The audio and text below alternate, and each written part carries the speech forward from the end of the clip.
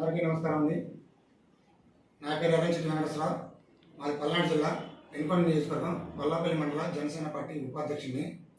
ఈరోజు వీడియో చేయడానికి కారణం ఇద్దరు పెద్ద వ్యక్తుల గురించి మాట్లాడాలనుకుంటాను. పెద్దవారు, అందులో మొదటివారు ప్రొఫెసర్ నాగేశ్వరరావు గారు. నాగేశ్వరరావు గారు మీకు చాలా అనుభవం ఉండొచ్చేమో కానీ రాజకీయంలో పక్కనే ఉండి చూసినట్టుగా విన్నట్టుగా మాట్లాడుతున్నారు. ఎందుకన్నానంటే అమిత్ షా గారి దగ్గర పవన్ కళ్యాణ్ గారు, నాదెండ్ల మనోహర్ గారు ఇద్దరు కలిసినప్పుడు కేవలం జగన్మోహన్ రెడ్డి గారిని అరెస్ట్ చేయడానికే కలిశారు, అరెస్ట్ చేయమని ఒత్తిడి తెచ్చారు. దానికి ఆయన క్లాస్ తీసుకొని జగన్మోహన్ రెడ్డి మాకు మిత్రులు లాంటి వాడు, మీకు అరెస్ట్ చేయడానికి వీల్లేదన్నట్టు చెప్పినట్టు పవన్ కళ్యాణ్ గారిని మందలించినట్టుగా మాట్లాడారు. మిమ్మల్ని నమ్ముకుంటే నందిని పందెం చేస్తారు, పందిని నందిని చేస్తారు. మీకేం తెలుసు? ఎవరు చెప్పారు మీకు? సాక్షాధారంతో బయట పెట్టి మాట్లాడండి తెలిస్తే, లేదా వాళ్ళు చెప్పింది అబద్ధాలని సైలెంట్గా ఉంటా నేర్చుకోండి. ఎవరికో మీరు అమ్ముడుపోయి పవన్ కళ్యాణ్ గారి మీద నిందలు వేస్తే ఇక్కడ జనసేన పార్టీ చేతులు కట్టుకొని ఊరుకోదు. పెద్దవారాన్ని మేము గౌరవించడం అనుకున్నాం. పవన్ కళ్యాణ్ గారు కానీ ఒక ఆదేశాలు ఇస్తే ఏం చేస్తామో మాకే తెలియదు.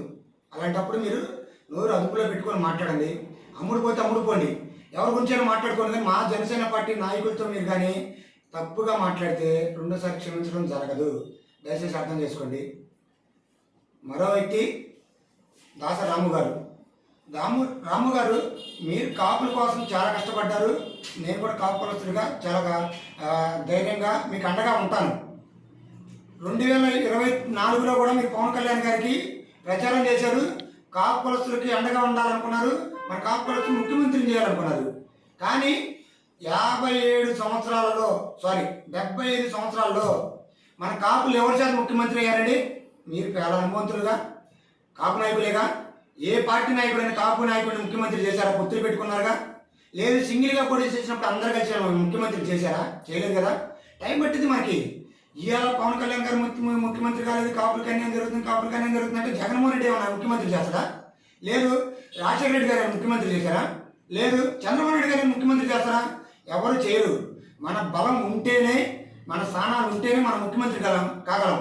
కాబట్టి మీరు అందరూ ఏం చేస్తారంటే వేరు పార్టీలో ఉన్న కాపు నాయకులు అందరినీ తీసుకొచ్చి జనసేన పార్టీలో మెయిన్ స్థానాల్లో ఉంచి, జనసేన పార్టీకి అండగా ఉంచి, ఎమ్మెల్యేలు నిలబడ్డ ప్రతి ఒక్కరిని గెలిపిస్తే, ఒక కాపు రోడ్లు వస్తేనే గెలవరు, మిగిలిన కులాలను కూడా సపోర్ట్ తీసుకొని వచ్చి గెలిపిస్తే ఖచ్చితంగా పవన్ కళ్యాణ్ గారు ముఖ్యమంత్రి అవుతారు.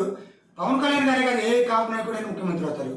అది గుర్తుపెట్టుకొని కాపు నాయకులు అన్యాయం జరిగిందని పవన్ కళ్యాణ్ గారిని విమర్శించొద్దు. రెండోది, కాపు నాయకులకి ఇబ్బందులు జరిగినాయి, జనసేన పార్టీ నాయకులకి ఇబ్బందులు జరిగినాయి. గొడవలు అయ్యి ఉంటాయి, కొట్లుంటారు, దెబ్బలు ఉంటాయి. అయినా సరే మన రోడ్ల మీదకి వచ్చి మన అధినాయకుడిని మనం తిట్టుకుంటే మనకున్న గౌరవం కాకపోతుంది. అది అర్థం చేసుకోవాలి మీరు. గొడవ జరిగినప్పుడు దాని గొడవ కారణాలు అడిగి వాళ్ళ మీద మనం ఫైట్ చేద్దాం. అక్కడ కాపు నాయకులు లేరు. ముట్లూరులో మీరు వెళ్ళారు, మన జనసేన పార్టీ నాయకుని కాపు నాయకులు కొట్టారన్నారు. వాస్తవమే. అక్కడ కాపు నాయకులు ఎవరు లేదా? ఒక కాపు నాయకులు కేవలం మిగిలిన అన్ని పార్టీలో ఉండి మన పార్టీ నాయకులు కొట్టించారు. అప్పుడు మీరేం చేశారు? కాపు మొత్తాన్ని ఏకం చేసి మన కాపు నాయకుడికి, మన జనసేన పార్టీ వాడికి దెబ్బ తగిలింది, అన్యాయం జరిగిందని మాట్లాడండి. వాళ్ళందరినీ తీసుకురండి. పవన్ కళ్యాణ్ గారిని విమర్శిస్తూ ఒప్పుకోము.